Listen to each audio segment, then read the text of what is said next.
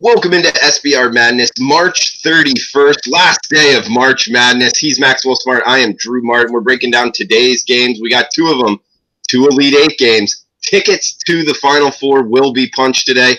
Max, how you feeling? Happy Sunday morning to you. Welcome in. How you feeling? Listen, I'm feeling really good, Drew, because your Auburn Tigers, War Eagle, are going to be playing today at 2:20, and I will be taking a nap after the show so that I can be fully energized and fully able to yell War Eagle and annoy my family and anybody else that's on the floor in this condo building. Nice, man. So rooting them in today as well against the Kentucky Wildcats. It will be a fun game. Guys, thanks for joining us early this Sunday morning. Last day of March 31st. CR in the house. What is up, man? J93, the writer. Sunday fun day is damn right, Max.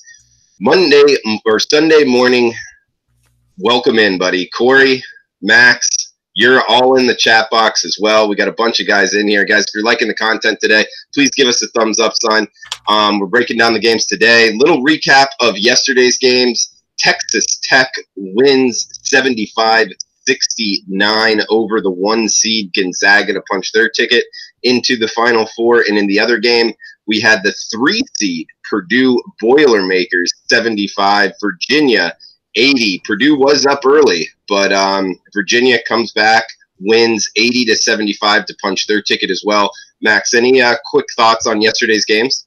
Yeah, you know what? Josh Perkins of Gonzaga, he's a moron. He should have known when you're on an inbound pass that you do not put your hand and touch the ball unless the offensive player extends the ball over the line. I think that this is one of the rules that they teach you when you're playing middle school basketball when it comes to covering inbound passes. And the fact that Josh Perkins got a technical foul at that time of the game really just showed that Gonzaga succumbed to what was the most efficient defense and showed it on the court yesterday. As far as this Virginia-Purdue game, listen, I thought that Virginia was going to be able to show a lot more dominant win, but you know what? When you got a deep dig, when you got a deep down and deep inside of your gut to pull out that kind of performance. You know, Jack Salt, great game. Love seeing the energy, the physicality from him. You know, everybody tried to really step up, and that Kyle Guy 3, freaking magic. So go Virginia. Virginia, as I've said on this show with you, Drew, they will win this tournament. They will be the first #1 seed to win it all after losing historically as the first 1 seed to lose to a 16. It's fate. It's meant to be. And it's just going to be beautiful when the Wahoos reign supreme. Yeah, man, I got Virginia to win it all too over Michigan State. So if that comes true, my bracket is looking pretty. We got Baseball Bob in the house. What is up, man? He had the Dodgers when he woke up. MLB picks today? Question mark. Feel free to throw them out there in the chat box.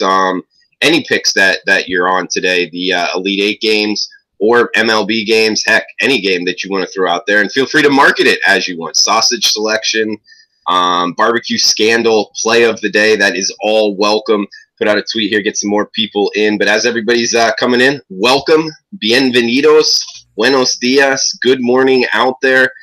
Please smash the like button as well. Gabriel Hernandez, welcome in, man. Brad Summersell, good morning to you as well. Robbie Tops, Auburn and Michigan State will win. That would be nice, man. A little Sparty War Eagle action. That's kind of what I'm rooting for as well. Thanks, Drew. Was just wondering about connectivity. This AT&T provided coverage. Yeah, sorry about the late start, guys. I don't know if anybody else out there does YouTube. The back end, they switched it, so it's a little more difficult, and that's on me, the late start. But either way, we're good to go. We're just a little behind, not big time behind. We've been later, and we've come out on top. So hopefully we get some winners out there today, Max. Let's start breaking down the games, man. We got 2:20 Eastern tip here, Sunday, today. March 31st, last day of March Madness, technically. CBS is broadcasting it. The #5 seeded Auburn Tigers, the #2 seeded Kentucky Wildcats, 693, 694, the rotation numbers. We got over-under ranging anywhere from 140.5 to 142 at Bovada. Also minus 4.5s out there pretty much across the board. That's Kentucky laying in this one. Open 3, so up a 1.5. A lot of Kentucky money coming in here. Fading the Auburn Tigers, Max. Let you start off, man. All SEC Elite 8 game. Auburn versus Kentucky. Tell me a little bit about your thoughts, man. How you looking to bet it? Yeah, listen, I know that Chuma Okeke has played a critical role in getting Auburn to this game today, but the fact is, this is a team that is 10-1 on neutral court. This is a team that hits free throws. This is a team that's forcing and averaging 17 turnovers forced a game. I'm sorry, if you can pick the pocket of 4 out of the 5 Kentucky starters, which I think you can, you are going to have success. Auburn has lost twice to this team already. Bruce Pearl acknowledged it for everybody to hear. He knows Kentucky is the better team. He knows Kentucky's the better rebounding team, but he has faith in his guys rising to the occasion in the occasion. Today is that time. Auburn is going to hit threes. Auburn is going to score the basketball from the perimeter. That is their game, but do not be confused. Do not get it twisted. This team has front court depth. Okay? We're going to see Austin Wiley today show up and show why he is the difference maker for this front court. Chuma Okeke will be missed, but they will be next man up situation. That's what Auburn was the whole year in the front court last year, and we know what they did. This year, same situation, same roster. I've already jumped on Auburn +5 early this morning when I got home from work. I was on my YouTube channel with a bunch of people, so that's that. And the fact is, I think that now with this number flirting with 140 and 141, I think that I'm going to be jumping on the over. I think points are going to get scored. I do not think that this game is staying under 70 points. I think that Auburn and the War Eagle can advance today. I'm not going money line right now, but I am going Auburn full game, and I am going over full game. Okay, so 4.5, you're locking it in, Max? I've already locked it in at 5. If you have Bovada, you can get a 5. Otherwise, you're stuck taking a 4.5. But for me personally, and what I'm going to be counting on is my 5. All right, I won't talk you off of that. Taking advantage of the square lines at Bovada. It used to be a thing. We couldn't use Bovada lines, just kind of quoting lines on the SBR YouTube channel. Not really sure why, but hey, it's out there. You can bet it. And so if you got a Bovada account, heck, they might not be high limits, but lock it in, man. Not going to talk you off of it. You bring up Okeke's injury, and he's a big-time player. He was a contributor. There's no doubt about it. Depending on how you want to view it, 15 to 20% of Auburn's points, a big guy down low.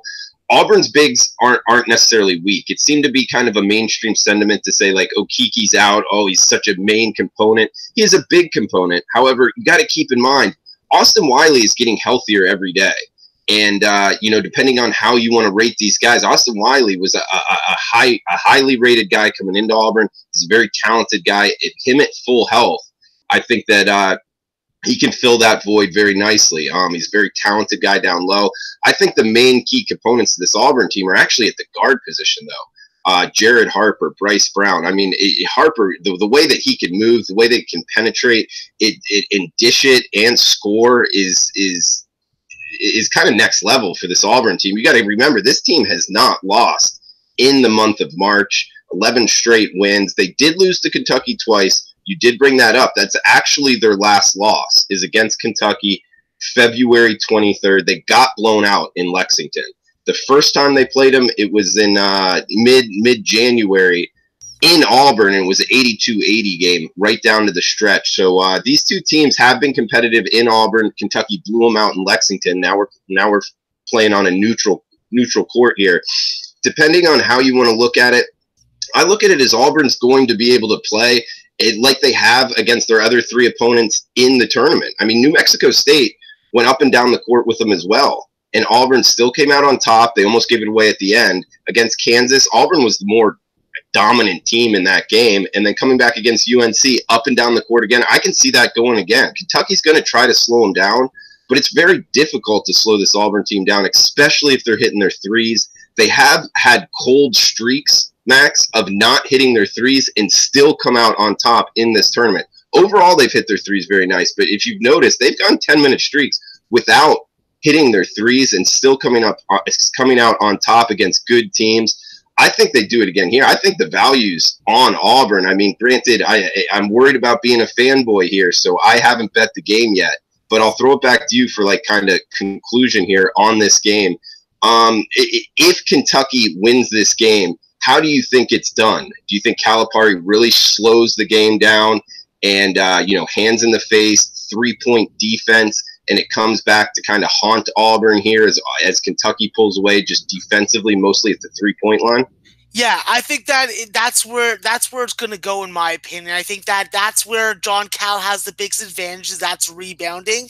I think that obviously slowing down the game and limiting the transition opportunities for Jared Harper and Bryce Brown are critical to any team success for this Auburn team, and they've shown that they can do it twice. I think that this team has learned a lot from its losses so far this season. I do think that there is double revenge with a conference foe. I think that this is another situation that we can have a very tight game, and it could come down to the last shot. I think also the way that Auburn is able to use their vision in transition to decide whether specifically Jared Harper is going to drive to the bucket, pull up for a three, or make a pass to Bryce Brown in a corner. I think that is a key element and fundamental for this Auburn offense today. It starts and ends with your point guard in situations like this. How is he going to handle the pressure for Ashton Hagans? I believe he's going to be fine. I believe that Auburn is going to be able to turn the defensive pressure onto Kentucky, force turnovers, score off these turnovers. And I think that regardless if Auburn does have the 3-point shooting droughts, which are bound to come, I think that they will be able to find it at times and run the table and maybe get to the Final Four. Just maybe punch that ticket into the Final Four. And when you break down Kentucky's defense, they are defensively efficient, and they will slow the game down, control the pace. But if there is a weakness on defense, not necessarily a weakness, but something that they don't excel as much at, it's 3-point defense. Therefore, I think that helps Auburn as well. So the on-ball defense that you bring up as far as Higgins for Kentucky, and it's real. He can guard the ball, no doubt about it. But Jared Harper's so damn quick, man. He rarely gets his pocket picked, for transition baskets the other way. And when guys try to do that, he blows by them so easy. So I think it's kind of a catch-22 there for Higgins as far as his defensive ability. But it will be something that is very key in this game as far as who wins that battle. Harper, his ball handling, how quick he is versus Higgins, and if he's able to kind of keep him at bay and even turn him over on going the other way for Kentucky. So Max liking Auburn, also liking the over here, hanging a little low in Max's opinion at 141, pretty much the low water mark right now on SBR odds. We'll be breaking down the next game here. Max, before we get to it, we were off camera just before we started, and you said you were a little upset this morning, kind of tired, and the snow was out. Had you feeling a little groggy? Yeah, it's goddamn almost April. I'm hoping and frickin' sharpen my teeth to get on the softball field and show what I can do. And a goddamn fucking snowstorm happens last night, and I got snow on the ground. I ended up having to frickin' leave work last night, made some nice money, even though some people will say that it looks like fucking Monopoly money, but it's all right, This is all right for a night of work. But the fact is, This goddamn fucking weather in Canada is pissing me the goddamn hell off. I just want to get on the goddamn fucking softball field, play some softball, do what I love, show the women that although I am short and little round, I can still play sports and I'm athletic. So it's pissing me off, but at least I had a nice night at work where the bartenders were drunk. I was able to grip some ass, and it didn't cost me anything. So it is what it is. And you mind showing that money again? Is that Canadian dollars there? Yeah, of course, Canadian dollars. We have all different types of money. We have our 10s in purple, our 5s in blue, our 20s in green, our 50s in pink, and our yellows in brown. That's why I always call them brownies. So, obviously with tip money, you're not going to get a lot of hundreds. but I had a couple VIP clients who were very prominent and very able to support my lifestyle. So I always give a type of VIP service. When the bar's really busy, I can hear when people are bitching about not being served fast enough. So I go to them. I'm like, yeah, I can give you VIP service, but it's going to cost you $20 to $40 a time, depending on how many drinks you're buying. And if they say yes, then I stop what I'm doing. I ignore everybody else, and I just take care of the people that got the most tips from me. All right, man. And do you like the money colored differently like that, or would you like it all green? I prefer it green like you guys do in the States, but it is good because if I ever go colorblind, if I ever go colorblind, no, never mind. That doesn't. The opposite of colorblind, then yeah. You would be able to figure it out. Yeah, I get what you're saying. Yeah, so I prefer Americans because you got the American $1 bills, and $1 bills is a local supporter of strippers' best friend. Yeah, because you can get more of it, and you can make it look like you got more money. That's why they go better, right? Yeah, absolutely. And also, you can't throw coins on stage at dancers. That could end up hitting them and injuring them. Are you guys a big coin, finance country? As far as like when you go over to Europe, they got some coins that are worth like $2 or $3. We don't have that in the States, really. Yeah, we have up to $2. That seems kind of ridiculous, man. If it's more than $1, it needs to be in paper, right? I think so, but apparently Canada is very, very against using the trees and killing the environment for coins, but they'll kill the environment for everything else. All right, well, let's hit the chat box a little bit. Chai Archie in the house. Get those girls a private place to do their. All right, don't do it, Max. I'm colorblind. LOL. Jim Rome's a douche.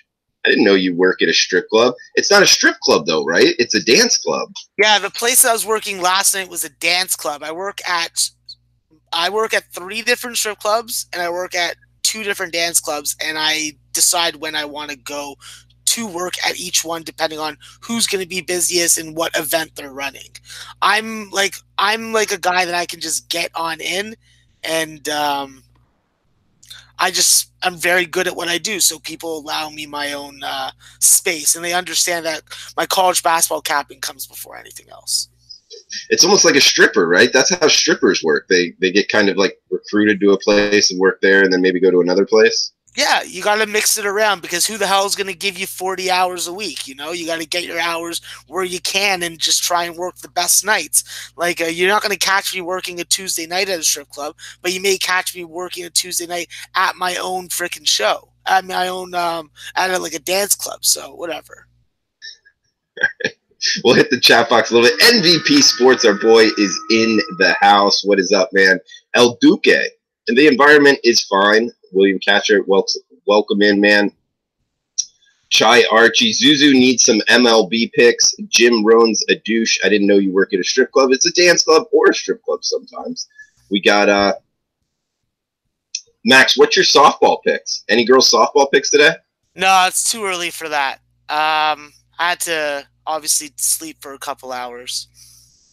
All right. We got Coach K owns Izzo all-time head-to-head. That is true. He's up big on him, and we got that game coming up next. Giving a little love to the chat box. Guys, let us know what you're betting and why.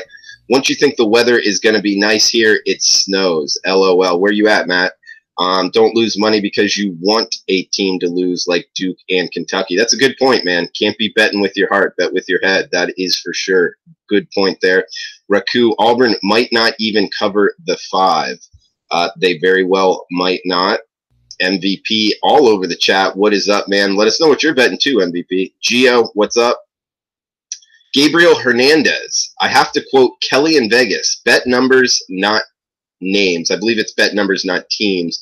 I almost bet my life away with Gonzaga, even when they were down, and did so with Purdue, Virginia, first half, second half, different story. 4-0 with the numbers. That is true. Bet the numbers, not the teams. PJ Washington will dominate. How healthy is he? We'll get into that in a little bit. Also look ahead to the Final Four on today's show. We won't be back until tomorrow at 4 o'clock. There is no morning show tomorrow. Is that correct, Max? We're just on at 4 tomorrow? Yeah, there's no morning show. All right, what's up, dudes? Max, you ever hear that you sound like Steve-O, bro? Have you ever heard that? I don't hear shit like that.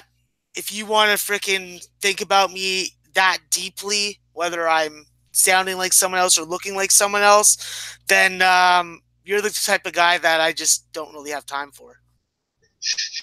J93, the writer, saying Charles and Drew's love may carry Auburn all the way to the ship. Be aware. Absolutely, man. I'm rocking Auburn. And Charles Barkley, I respect him, dude. As much as he loves Auburn, that is awesome. Watching him and Kenny Smith talk about the UNC Auburn game, I got a lot of laughs out of that. I thought that was really fun, how they diced it up like that. I like listening to that. I almost wish that they called the game. It was Kenny Smith and Charles Barkley calling the game. Not that the two announcers were bad, but I thought that would have been really cool if they had that. Guys, if you're liking the content, we're going to break down the next game here. Please smash the like button. We got the number 2 seed versus the number 1 seed up next, Max. All chalk prevailing. 5:05 Eastern tip here. Michigan State versus Duke. 151 the total. Duke -2. There is a 2.5 out there, but mostly -2 in the marketplace right now. How are you looking to bet Michigan State versus Duke? Yeah, this is very simple. Michigan State all day, every day. Okay? Duke has had their fun. They have gotten lucky. They've gotten the refs' calls. They got the lucky shot. Well, that time is over. Michigan State is going to abuse them in the front court. When you got Kenny Goins, Xavier Tillman, and Nick Ward running the show, that's how I'm going to fucking deal with it. All right? They're going to pound it inside. They're going to rebound the basketball. They're going to show the physicality that Duke just doesn't have in them. Upperclassmen winning these situations, and that's what it is. They're going to freaking win. They're going to cover, and they're going to knock Duke out. Duke does not belong anymore. The fact is, Cassius Winston, when you have your floor general point guard, and I know Matt McQuaid's going to be up for hitting three-point shots. So I don't really need to think about it too much. This is a spot where I know that the guy who has developed rapport with his guys for multiple years is going to be the winner in this game. Michigan State's going to cover. Michigan State's going to win. And Michigan State and Virginia will end up seeing each other in the national championship game. All right, and what are you thinking total-wise in this game? As far as on the total, I've already jumped on 150. When I saw that was a 148.5, and I saw the number bouncing up during the night, I was telling people, I'm like, yeah, just get on the 150 now if you can get it. I think that this game's going to go over. I don't think that we're going to get a defensive battle. Both teams are going to run the floor. The difference is how long is Michigan State going to pack the paint versus Duke. What they want Duke to do is they want Duke to settle for three-point shots. Give them space to shoot threes instead of giving them the driving lanes to get to the bucket where they're most efficient and score the majority of their buckets. I think that Michigan State has seen other teams do this with success. I think that's what you have to do versus Duke team. Force Trey Jones, force RJ, and force Zion to shoot threes. I think that's your best recipe on defense.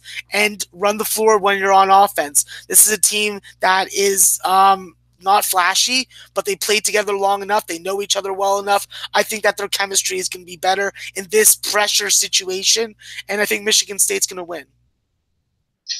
So do I. I agree with you. I think also Michigan State plays even better defense down low than they do on the three-point line, and that's where Duke's weakness is. So I don't think that, I think it's strength on strength as far as Michigan State on defense and Duke on offense. I think that favors Michigan State, and also point guard play favors Michigan State. Cassius Winston, I think, is one of, if not the most underrated point guards in the country. I think he controls this game. He's very cerebral, doesn't make a whole lot of mistakes. He's very good. In your opinion, Max, where does Cassius Winston rank as far as in the country best point guards? I think that he's in the top 5. I think obviously you can say that some of the other point guards have more of that game-breaking talent, that NBA talent, but we're only talking about collegiate basketball, and I think that Cassius Winston is one of the top collegiate basketball point guards. He is smart, he's good basketball IQ, he has good sense, he gets back on defense, he plays both sides of the court, and you know what? He's not afraid to get his teammates involved. He knows what the best strategic elements are in running his particular offense, and we've seen it over the years that he does it very, very efficiently. Well, both offenses are very efficient. I mean, depending what numbers you want to go with, I believe they're both top 7-ish, top 6-ish offensive efficiency teams. Duke very efficient on the defensive end, as is Michigan State. So both teams, both offensively and defensively, top 10 efficiency teams. If Duke wins, how do you see it playing out? Just an up and down wild game, and they're just more athletic, more athletes on the court, and therefore just more kind of open transition scores. Is that how you see Duke winning? Yeah, that's their element, but Michigan State can run with them also. That's the thing. Michigan State is not scared to just pull up in transition and post up a three. I think that they do better when they're running their half-court offense. They're swinging the ball side to side. They're getting the ball inside and out. Like, I think that's all about using the clock. I think that's all about running when you get the opportunities and taking the buckets as they come. You know that Duke's going to want to score the basketball, and you know that you have matchup advantages in the front court. Pound the front court. Javin DeLaurier and Marquise Bolden are not ready for what they're going to face in Michigan State, and I think that they're going to do what they did to LSU's much better front court in this game. So we're going to see in a couple hours, but I'm telling you right now, my money's going to be on Michigan State, even if Mr. Poison is on Michigan State. If Mr. Poison's on Michigan State, I'm staying on Michigan State. Damn Mr. Poison. So liking one dog, one favorite, and liking both overs. We got Kenneth Heath. Drew, can you touch on MLB? I haven't looked at the card yet today, man. But tomorrow we can break down a little MLB on the show if you want. Chai Archie saying when UK Auburn played January 19th, there were 45 fouls and 53 free throws taken. Is there anything you take from that stat on the January 19th game as far as the foul calling, using it to this game in a neutral court? Maybe not as many foul calls.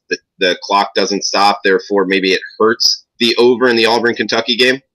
I was actually thinking that there will be a lot of foul calls. That's what we've seen so far in these last, in the Sweet 16 for sure. We saw a lot of tight foul calls. We saw a lot of hand-touch foul calls.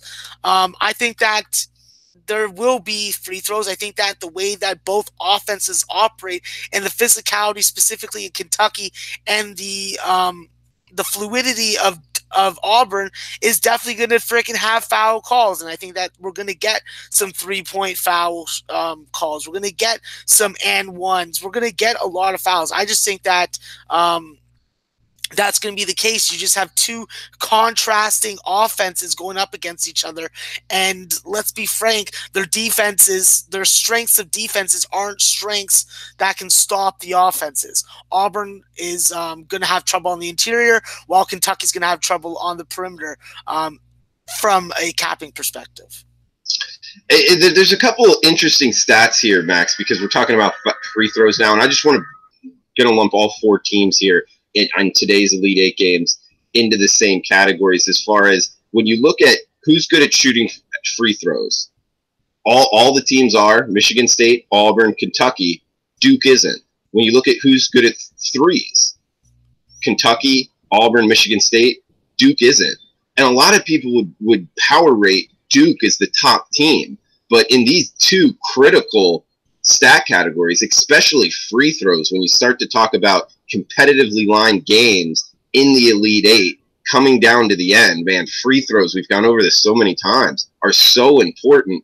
Don't you find that kind of interesting, almost like you wouldn't think that a team that's power rated the highest, that a lot of people out there in the betting marketplace like Duke, is the worst free throw shooting team, and it's not even close. I mean, they're pretty significantly under 70%. Do you find that interesting?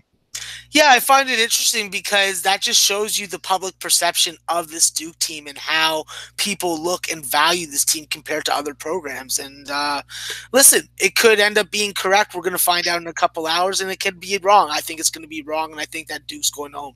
Duke should have lost already twice. So the fact that they're still in it, that just shows me, well, I don't think that you have that dominant route type win in you.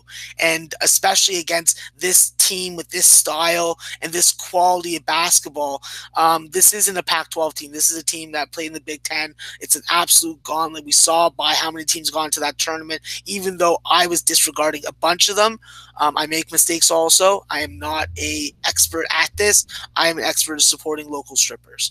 But I just think that we're going to see Duke's flaws show themselves today. And it's just about putting the proof in the pudding right now. Good stuff, Max. And I just find those kind of stats, especially the free throw one, very interesting. And you are an expert in supporting local strippers and an expert in college basketball. So my bets in MLB today from MVB Sports: Yankees first 5 team total over, Royals first 5 team total over, Royals money line, and Oakland Athletics money line. That's from MVP Sports throwing out his. Chai Archie saying Kelly in Vegas, she was emasculating fools last night on Twitter. Did you catch that, Max? Did you see her on Twitter last night? No, I haven't had a chance to do my K-Stu research, because obviously you know that I love a woman that could demasculate a man. And K-Stu, she does it very well. K-Stu, you're on a first name shortened basis with her, huh? It's a one-way street on that front. I have already shortened her name, but I'm sure that she doesn't even remember who I am, so it's all good, though. Drew and Max, spot on. Keep up the good work. Great show. From Tijuana Dave. Dude, Tijuana Dave, as far as name-wise, that's one of the best names out there in the chat box. What do you think, Max? Yeah, definitely. But obviously I am a big fan of my main man, Rusty Shackelford, because I was a definitely enjoyer of pornography before I was able to develop my rapport with strippers and ladies of the night. But yeah, it's a good name, Tijuana Dave, and obviously Tijuana Dave, if I get down to Tijuana, I will take you up on your hospitality. We will be degenerates together. It will be very nice. Yeah, Tijuana Dave, are you in Tijuana right now, or just kind of a fan of Tijuana? I was thinking about going to San Diego this summer, so might definitely one day making the trip down to Tijuana. Great city there. We got George Cruz. What's up, man? Couple other people here. George Cruz saying Duke almost lost to Virginia Tech and UCF. LOL. And you still backing them? Stop riding Zion. They won't win the game because of Jones. So yeah, a lot of people on Duke, liking Duke, especially in the mainstream, I've noticed. But yeah, I'm not seeing it. I mean, some of these critical stats are just not pointing Duke's way. Guys, over 200 people watching. We appreciate you joining us early on Sunday morning. If you could please smash the like button, that would help us out. Raymond Scott, what's up, man? Just seems like a total of 151 is too high for teams that are combined 26 for 47 to the under. Interesting stat there. Do you bring a lot of that as far as seasonal stats into the totals, Max, into this stage of the season, or no? If a team was a heavy over trender in say November, January, did you calculate that in a lot? No, I'm not calculating that in at all. I'm just looking at what I've seen over the last couple games. I think that obviously with so much roster turnover for a lot of these blue blood teams, some of those trends really don't fall into parity for me. So it is what it is. Okay. Nasty Nate, I love Michigan State, won money with them all year, but Duke takes this down. So kicking that trend. Wish I would say good luck, but I'm not going to be on your same side. So not going to say good luck, Nasty Nate, but love the comments, man. Robbie Tops, what's up? I think Michigan State's coach is crazy. Crazy like a fox. Izzo never beats Coach K.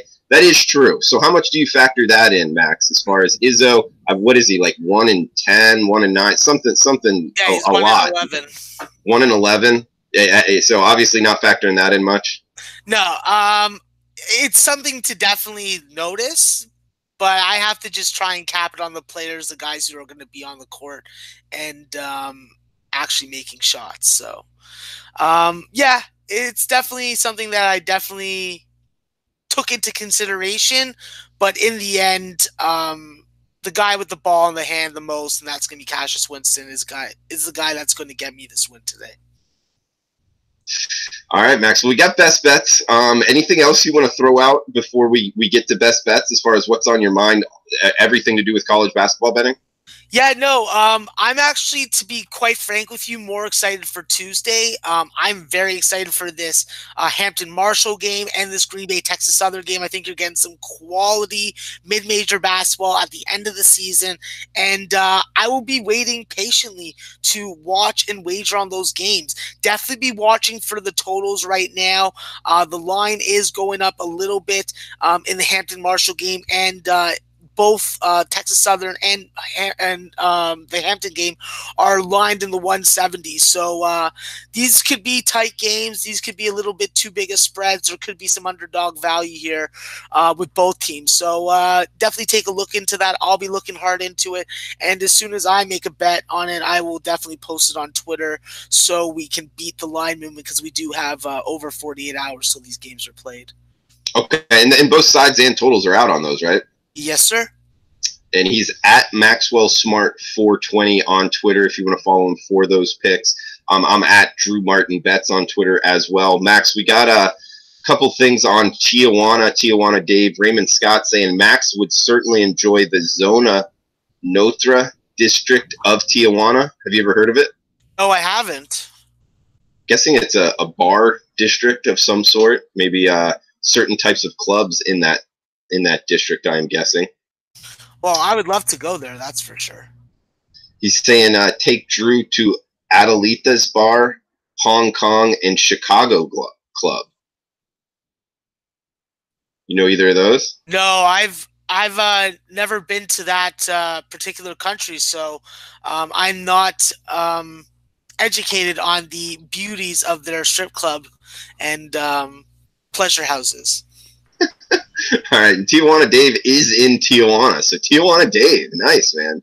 All right, can you go to Mexico? Yeah, I can go to Mexico. It's just a matter of, can the plane get to Mexico? Because I was reading about a flight that was supposed to go to Cancun and didn't make it there, had to land because of engine trouble. Thank God those people were able to land safely and not be another Boeing jet victim. Yeah, absolutely. That wouldn't be good. But so you can get on a flight from Toronto to Tijuana, correct? Yeah, I just cannot take a flight that stops and hold over in the U.S. All right, man. So maybe this summer we all meet up in Tijuana. We can meet up with Tijuana Dave, maybe Raymond Scott. We have a little SBR madness, a little Tijuana night. I would love it. You guys know me. Like anyone that's partied with me in Toronto, I am a loud fucking angry drunk motherfucker who just loves ladies of the night, local strippers, and all the things that they do, which is take their clothes off. All right. Guys saying Hong Kong a must. Also, all right, we'll get to best bets in just a second. Just want to read the chat box. Randy Lockhart saying red light district, Honky Kong. I know some traffickers. We can get them. We can get you from Toronto to Mexico under 40 hours. No harm. You into that? I'm not into trafficked women. Those aren't my cup of tea. I like the independent contractors who are trying to pay off their incredible student loans and basically being like, well, I'm going to give it up to dudes for free at the club. I might as well just run a little business and get a little hustle going. I like those types of women. All right, man. Max, come to the Dominican Republic. That's from Randy Lockhart. I'm invited as well. Raymond Scott saying the ladies of the night in Tijuana. Hotel next door, maybe. Allison saying cheap ladies of the night in Tijuana. They're likely cheaper than what the average price you're paying up there, man. Oh, I have no doubt, because I know that I'm paying a pretty penny, but you got to pay for quality in this business. Well said, Max. Guys, please smash the like button. Let's get the best bets, Max. Not a lot to choose from, at least from the college basketball board. You can go wherever. I'm going to stay in college basketball. What are you doing for best bets, man? Yeah, I'm a college basketball capper. I personally cannot give anybody any kind of advice in any of the other major male professional sports when it comes to betting. I'm simply going to go with this. I am taking the over 150 Michigan State and Duke. I personally can go with any of my 5 plays as my play of the day. I'm going to go with the points. I think that there's points going to get scored. This number's going up to 151. So if you're in the U.S., grab your Bovada or Bet Online account and get your 150 right now.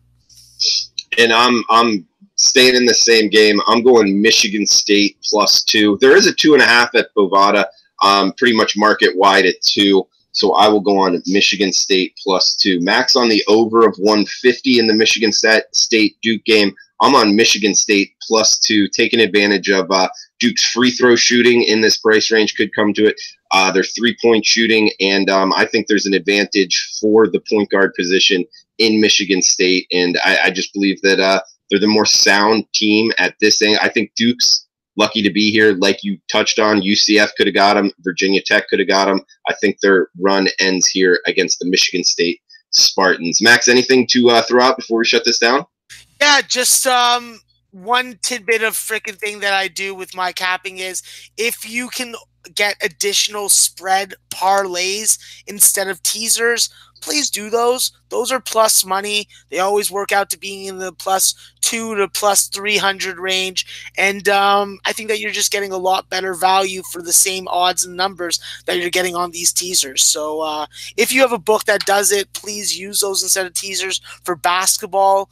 And if you don't, try and get on a book that does. I think that you'll really like and enjoy doing these additional spread parlays even more than you're enjoying doing your teasers. Well said. And a couple questions here from the chat box, and we'll shut it down. Anthony saying, Maxwell Smart, do you know a stripper in Toronto from Windsor named Olivia Faith Pierce? No, I do not. No, okay. And a lot of strippers that I know, they don't actually tell me their real names unless I get to know them. Okay. We also got Stone saying Bangkok, Thailand is where it's at, gentlemen. And Costa Rica is the place for good women from Ready. Yes, it is a good place for women. Absolutely. Anything on Bangkok, Thailand, or Costa Rica, Max? I would love to get to Bangkok. The problem is there's just a lot of human trafficking, so I'd feel a little out of place engaging in those types of activities in that country. All right, man. Well, great breakdowns here. You're on the over in the Michigan State Duke game. I am on Michigan State +2 for best bets. Guys in the chat box, thanks for chiming in. Best of luck with your bets today. Please smash the like button on the way out. We will be back tomorrow, 4 o'clock Monday. Feel free to throw out any MLB picks here at the end, any college basketball picks, and why. We appreciate you all tuning in. Best of luck with your bets today, and we'll see you Monday, 4 o'clock Eastern time.